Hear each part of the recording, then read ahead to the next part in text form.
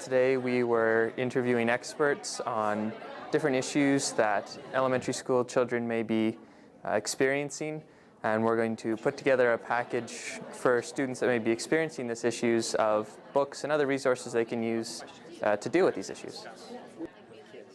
I'm working on making a backpack based on how a kid can deal with loss and grief in the family. One thing that foster kids need to know. My group that's creating the backpack is doing foster care, and we were really looking for what are children struggling with? What needs to be addressed in this literature that they're reading or in the family as a group? So I know that this pack isn't intended for in a school, but my group is focusing on anxiety and social anxiety, so sort of the first day of school jitters, making friends, that sort of thing.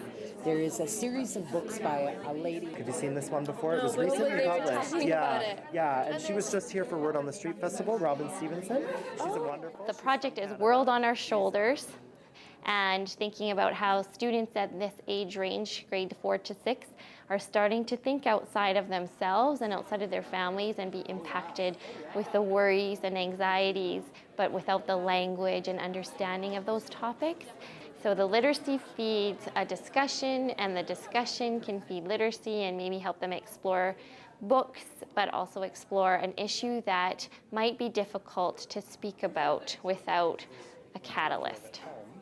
Did you have issues with body image at home? And if not, why is it different now? Don't change your body, change your mindset about your body. Okay, so of course there's the FNMI curriculum collection here in the Faculty of Education.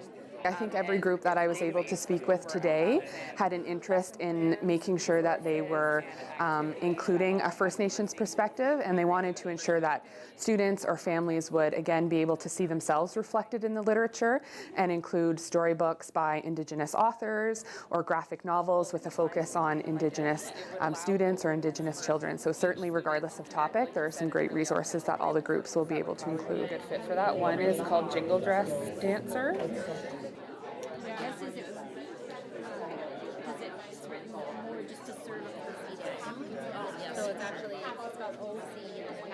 Chinook Arch has agreed to fund this project. They will be branded with University of Lethbridge and Chinook Arch on them, and they will be available for all the libraries that Chinook Arch serves if they choose, and they will be available at Chinook Arch for families and children or schools to take out.